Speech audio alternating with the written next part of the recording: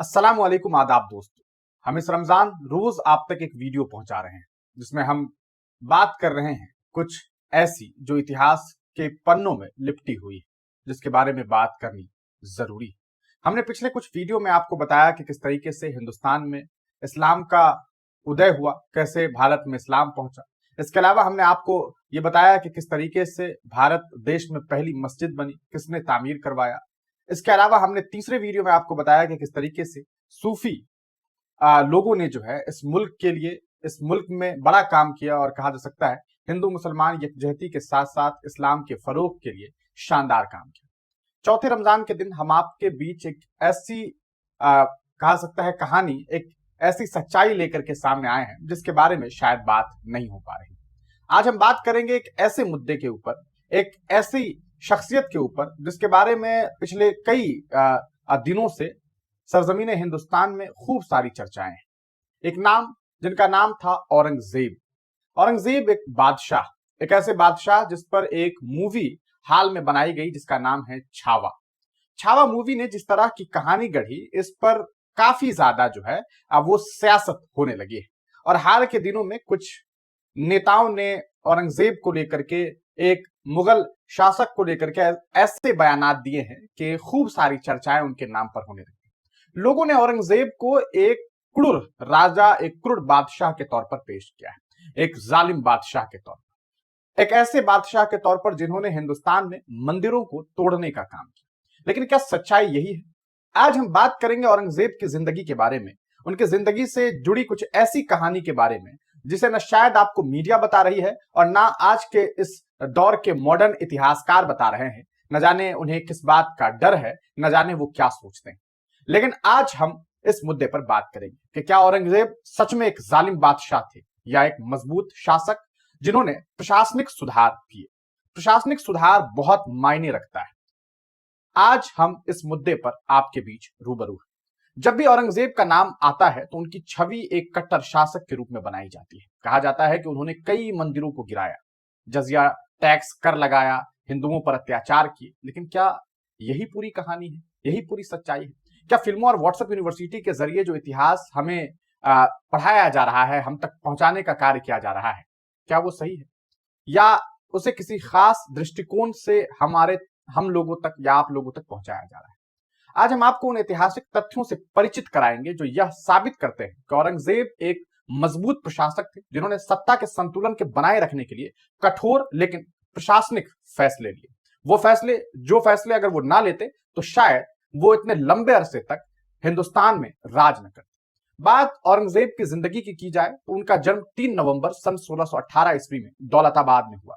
उनके पिता का नाम शाहजहां था। उनकी माता वो महिला जिनके याद में उनके शौहर शाहजहां ने एक महल बनाया जिसे मोहब्बत की निशानी ताजमहल कहते हैं, जो मुमताज महल के लिए बनाया गया था, निर्माण कराया गया था। आप तमाम लोग जानते हैं आज जो लोग औरंगजेब से नफरत करते हैं, क्या वो वाकईतन उन इमारतों को इस मुल्क से हटा सकते हैं, चाहे वो ताजमहल हो या लाल किला। खैर, बात करते हैं औरंगजेब की उस जिंदगी के बारे में जब उन्होंने मुल्क हिंदुस्तान में एक कहा सकता है बादशाह के तौर पर राज किया। 1658 ईस्वी से 1707 ईस्वी के बीच लगभग 49 वर्षों तक औरंगजेब ने भारत में राज किया। औरंगजेब के शासनकाल का जिक्र जब भी होता है तो कहा जाता है कि उन्होंने हिंदुओं के खिलाफ साजिशें की, उनका नरसंहार किया, जबकि हकीकत उसके परे है। आपको बताते चले, जब भी यहाँ औरंगजेब अपने शासनकाल में हिंदू मुसलमान के बीच संतुलन बनाए रखने के लिए उन्होंने काम किया या फिर वाकईतन उन्होंने जो है हिंदुओं का नरसंहार किया, ये बातें आपको समझ में आ जाएगी। आपको बता दें औरंगजेब अपनी बेहतरीन नीतियों की वजह से ही लंबे अरसों तक मुल्क में राज कर सके, वरना इतना बड़ा क्रूर बादशाह आपको लगता है कि लगभग 50 सालों तक शासन कर सकता है? अगर बात करें औरंगजेब के बचपन के बारे में तो उनके बारे में ये कहा जाता है और कई किताबों में इस बारे में जिक्र है कि वो बचपन से बहुत बुद्धिमान थे और रणनीति बनाने में बिल्कुल निपुण थे। मानो एक बहुत जबरदस्त रणनीतिकार वो रहे। आप जानते हैं मुगल का जो पूरा कार्यकाल रहा है और उनसे पहले जो लोग रहे हैं, उन्होंने किस तरीके से मुल्क हिंदुस्तान में राज किया। यही वजह है कि सन 1656 ईस्वी में औरंगजेब को दक्कन का गवर्नर बना दिया गया, जहां उन्होंने मराठों और दक्षिणों के कहा सकता है अन्य राज्यों से मुकाबला किया था और कई बार उन्होंने जीत हासिल की। कहते हैं कि जब सन 1657 ईस्वी में शाहजहां बीमार पड़ गए तो उनके बाद उत्तराधिकारी की लड़ाई में औरंगजेब ने अपने भाई दारा सिको, सूजा और मुराद को हराकर सन 1658 ईस्वी में सत्ता को प्राप्त कर लिया। अब बात करते हैं सीधे तौर पर मंदिरों को गिराने को लेकर के, क्योंकि चर्चाएं इसको लेकर के है और बार बार ये दावा किया जाता है कि मंदिरों को गिराने में सबसे बड़ा योगदान अगर किसी बादशाह का था तो वो औरंगजेब था, और उन्हें इसी की वजह से आज कहा सकता है लोग याद कर रहे हैं और उन पर सियासतें की जा रही है। बात करेंगे सन 1669 की और जिक्र करेंगे काशी विश्वनाथ मंदिर की। 1669 में औरंगजेब ने काशी विश्वनाथ मंदिर को गिराने का आदेश दिया था, लेकिन सवाल यह है कि आखिरकार उन्होंने ऐसा क्यों किया, क्यों उन्होंने मंदिर को गिराने का कार्य किया। इतिहासकार रिचर्ड ईटन और सतीश चंद्र लिखते हैं कि यह धार्मिक कारणों से नहीं हुआ, बल्कि यह सब कुछ प्रशासनिक कारणों से किया गया था। आप समझिए, धार्मिक कारण नहीं था बल्कि एडमिनिस्ट्रेटिव रीजन था, प्रशासनिक कार्य थे। एक प्रमुख कारण यह बताया जाता है कि काशी विश्वनाथ मंदिर में कुछ पुजारी और स्थानीय लोगों पर मुगलों की महिलाओं के साथ दुर्व्यवहार और यौन हिंसा का आरोप था। यानी कि आप समझ सकते हैं कि बलात्कार जैसे खबरें जो है वहां से सामने आ रही थी। यही वजह है कि औरंगजेब ने उस मंदिर के ऊपर हमला करवाया था। मुगल दस्तावेजों में कहा गया है कि मंदिर प्रशासन भ्रष्टाचार में लिप्त था और राजद्रोहियों को शरण देने का कार्य कर रहा है। आप समझ सकते हैं कि राजा का कार्यकाल और राजा वाली जो जिंदगी होती थी और जो साम्राज्य हुआ करता था, उनमें राजद्रोहियों को कभी भी माफ नहीं किया जाता था और ऐसे राजद्रोहियों को सजाएं मिलती थी। यही वजह है कि इतनी सारी खबरें जब सामने आई कि महिलाओं का बलात्कार किया गया, महिलाओं का उत्पीड़न किया गया, यही वजह थी कि वहां पर हमला करवाया गया। इसके अलावा एक और मंदिर के बारे में जिक्र होता है। जब सन 1670 में मथुरा के केशव देव मंदिर के बारे में यह कहा जाता है कि मथुरा के इस मंदिर को गिराने में भी इनका योगदान था, लेकिन इसके कारण भी धार्मिक से अधिक पूरी तरीके से प्रशासनिक कारण थे। 1670 में यह मंदिर जो है वो राजनीतिक षड्यंत्र का अड्डा बन चुका था। औरंगजेब को जानकारी मिली कि यहां कुछ राजपूत सरदारों और मराठों के साथ मिलकर के मुगल सत्ता के खिलाफ साजिशें रची जा रही। रिचर्ड ईटन लिखते हैं कि यह मंदिर मुगल विरोधी गतिविधियों का केंद्र बन चुका था, इसलिए इसे गिराया गया। यकीनन अगर आप सरकार के खिलाफ साजिशें रचेंगे आज के दौर में भी तो क्या होता है आप जानते हैं। इसके अलावा एक मंदिर के बारे में और बातें होती है, वो मंदिर है गुजरात में। 1680 ईस्वी में सोमपुरा जैन मंदिर एक काफी चर्चित मंदिर है।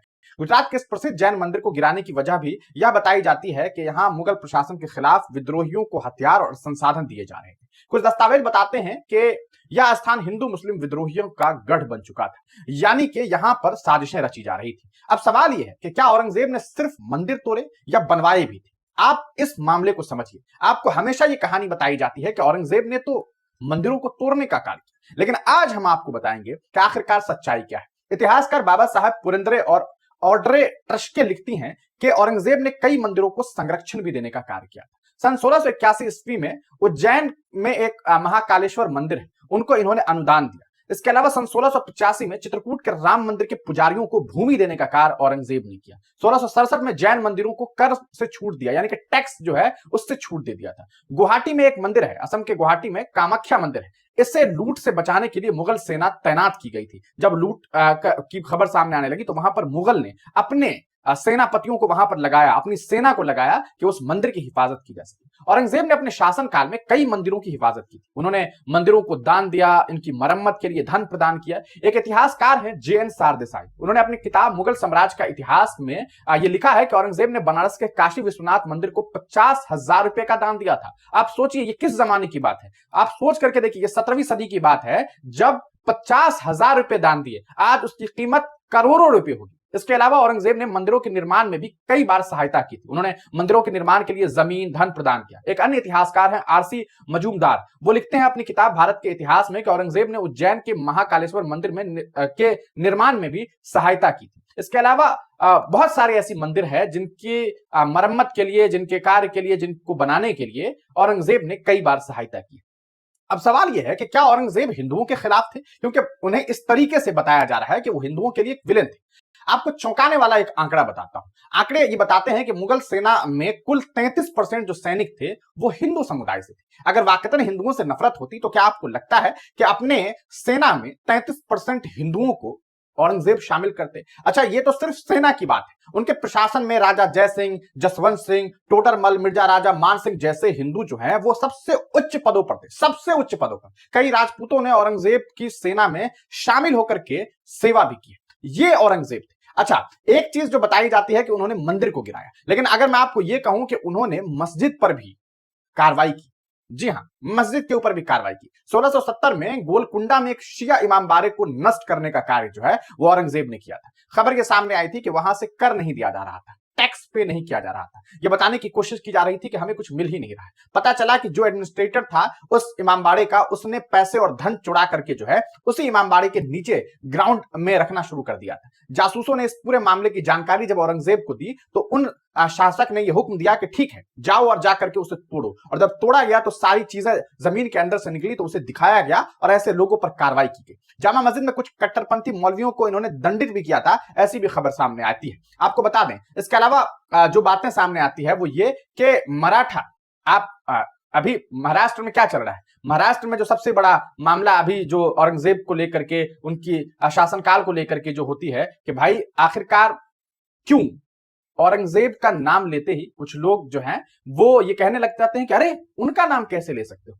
आपको बता दें कि मराठा संघर्ष और शिवाजी के बीच के जो मामलात हैं वो लगभग एक दशक का है। 1670 और 1680 के बीच में ये सब कुछ मामला सामने आता है। 1666 में शिवाजी को आगरा बुला करके बंदी बनाया गया था, ऐसी खबरें सामने आती है, ऐसी बातें सामने आती है। लेकिन यह बताया गया कि वो चतुराई से वहां से बाहर निकल गए। 1674 में शिवाजी ने स्वतंत्र मराठा साम्राज्य की स्थापना की थी। 1680 में शिवाजी के मृत्यु के बाद औरंगजेब ने उनके पुत्र संभाजी के खिलाफ युद्ध छेड़ा। 1689 में संभाजी को बंदी बना करके मृत्यु दंड दिया गया था। इसके अलावा आपको बता दें कि इन सब जंग के बीच ऐसा नहीं था कि औरंगजेब खुद लड़ाई लड़ने के लिए जाते थे। उनके जो कहा सकता है सेना के लोग थे, जो उच्च स्तर पर जो लोग थे वो तमाम लोग लगभग हिंदू थे, चाहे वो टोडरमल हो, चाहे इसके अलावा जसवंत सिंह हो, मान सिंह हो, ये तमाम लोग कौन थे? क्या ये मुसलमान थे? बिल्कुल नहीं। लड़ाई लड़ने वाले भी ये लोग, मारने वाले भी ये लोग, लेकिन बदनाम कौन? औरंगजेब। आपको बता दें, औरंगजेब के अलावा हिंदुस्तान में ऐसे कई राजा और बादशाह हैं जिन्होंने लाखों लोगों की हत्याएं करवाई, लेकिन उसके बारे में ऐसा जिक्र नहीं होता। अशोका को आप ग्रेट बताते हैं, अशोका द ग्रेट कहते हैं, लेकिन अशोका ने कितने कत्ल किए, कभी इसके बारे में आपको बताया गया? क्या कभी उन्हें क्रूर शासक के तौर पर आपको बताया गया? नहीं बताया गया। आप अशोक स्तंभ को देखते हैं, लेकिन औरंगजेब का नाम सुनकर के छटपटा जाते हैं। यह सोचने वाली बात है कि आखिरकार एक बादशाह को लेकर के आपने ऐसी विचारधाराएं क्यों सेट की है, क्यों उनके एक पक्ष को सिर्फ दुनिया को दिखाने की कोशिश की गई।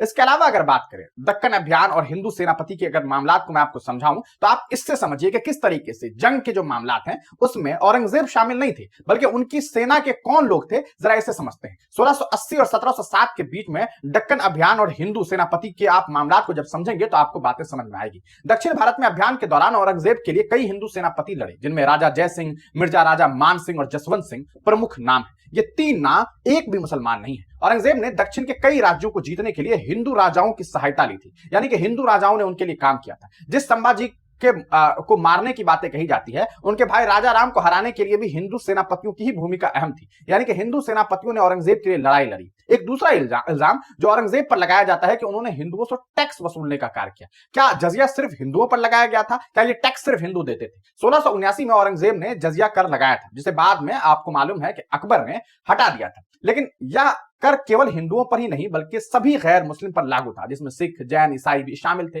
मुगल एडमिनिस्ट्रेशन सतीश चंद्र की एक किताब है, उनमें उन्होंने यह जिक्र किया है सतीश चंद्र ने कि यह कर यानी कि यह टैक्स युद्धों में बढ़ते खर्च को पूरा करने के लिए लगाया गया था। ऐसा नहीं था कि इसके पीछे कोई धार्मिक कारण था, बल्कि सीधे तौर पर युद्ध में जो खर्च हो रहे थे, अखराजात हो रहे थे, उसे पूर्ण करने के लिए यह टैक्स का सिस्टम लगाया गया। क्या आज हिंदुस्तान में टैक्स नहीं लिया जाता है? आप 1 रुपए के चॉकलेट जब खरीदते हैं तो इसके लिए भी आपको टैक्स देना पड़ता है।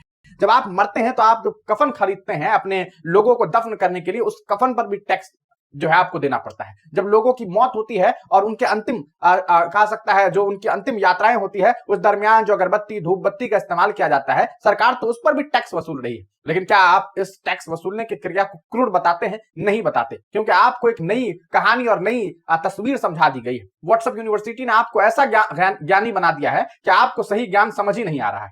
अच्छा, आपको बता दें, औरंगजेब पर लिखी गई किताबों और इतिहासकारों की अगर राय को समझने की कोशिश करें कि अन्य अलग अलग राइटर्स ने उनके बारे में क्या कहा है, तो जरा इसको समझते हैं। औरंगजेब के ऊपर ऑर्डर ट्रस्ट के नाम से एक काफी मशहूर राइटर है, उन्होंने एक किताब लिखी, Aurangzeb the man and the myth, यानी कि एक व्यक्ति और उनसे जुड़ी एक मिथ कह सकते हैं। उस किताब में औरंगजेब के शासनकाल का जिक्र करते हुए राइटर ने लिखा है कि औरंगजेब का शासन केवल धर्म पर आधारित नहीं था, बल्कि वह एक व्यवहारिक प्रशासक थे जिन्होंने सत्ता को स्थिर बनाए रखने के लिए कठोर फैसले लिए। उनके फैसले काफी कठोर हुए करते थे। इसके अलावा रिचर्ड ईटन ने एक बुक लिखा, Mughal empire and the Hindu temples. इसमें उन्होंने जिक्र किया कि मुगलों ने केवल 80 से 90 मंदिरों को गिराया है, जबकि 17वीं शताब्दी में भारत में हजारों मंदिर मौजूद थे। यह साबित करता है, यह साफ बताता है कि मंदिरों को गिराना इनका मकसद नहीं था, ना ही उनकी कोई धार्मिक मामला थे, वरना अगर वो चाहते तो न जाने कितनी मंदिरों को गिरा देते।